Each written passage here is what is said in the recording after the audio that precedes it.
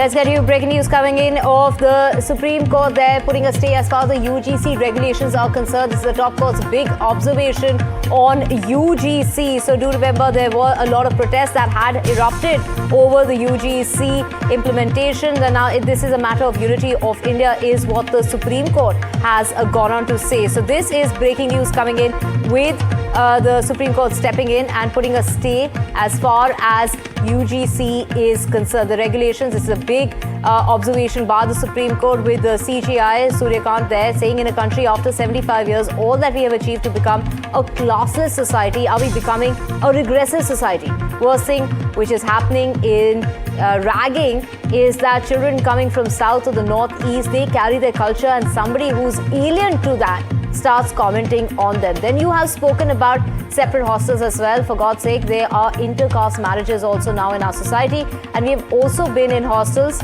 where all stay together. That is what the Chief Justice of India has to say about the UGC regulations. Do remember massive protests that took place, and now the Supreme Court putting a stay on that is what basically has been said in court today by the Chief Justice of India. So a huge observation that has been made with that bill, the protest that took place with, of course, a lot of that was being demanded as far as the UGC equity regulation is concerned. So there we have, of course, the Supreme Court there taking matters this was hearing the petitions challenging the promotion of the equity in higher education institutions. The regulations challenge the discrimination against general categories. And of course, this was led by the Chief Justice of India, Suryakant.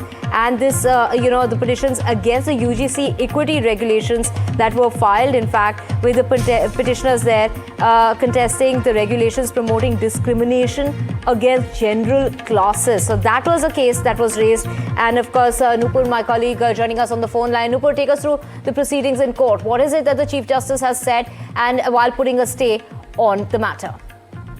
Well, there are in fact big developments now. The Supreme Court has said that these regulations are vague and can be misused, and they need to be looked upon by an expert committee. It has also sought response from the centre on constitution of an expert committee to look into these new UGC rules. So while issuing a notice to centre, the Supreme Court, in a big intervention, has in fact said that it will be hearing in detail the responses on March 19th.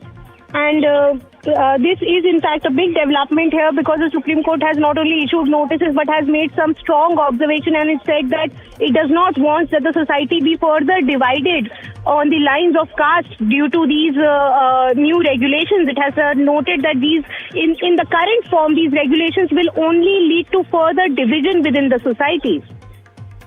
It is questioning, basically, they've been questioning the rules and the definitions, because the definition is of caste-based discrimination. My colleague Padmaja joining us as well. Padmaja, take us through, we saw that massive crowds gathering in protest of the regulation of the UGC. Break it down for us. What is it that they're really demanding here? What are they standing up against? And of course, the Supreme Court, they're really putting a stay on the matter.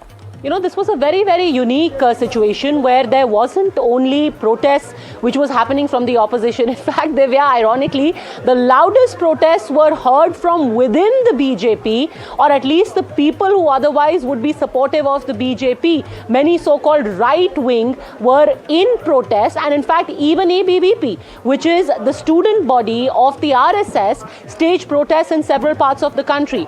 Now, when it comes to what the Supreme Court has done today, it is the observations here which are very, very significant, as are being pointed out again and again by Nupur. For the Supreme Court to say, in a country after 75 years, all that we have achieved to become a classless society, are we becoming a regressive society? Another example was taken inside court where it was asked, like America, are we going to have a situation where people of color and the white people, their children study in separate schools? Is that the direction that we are going in.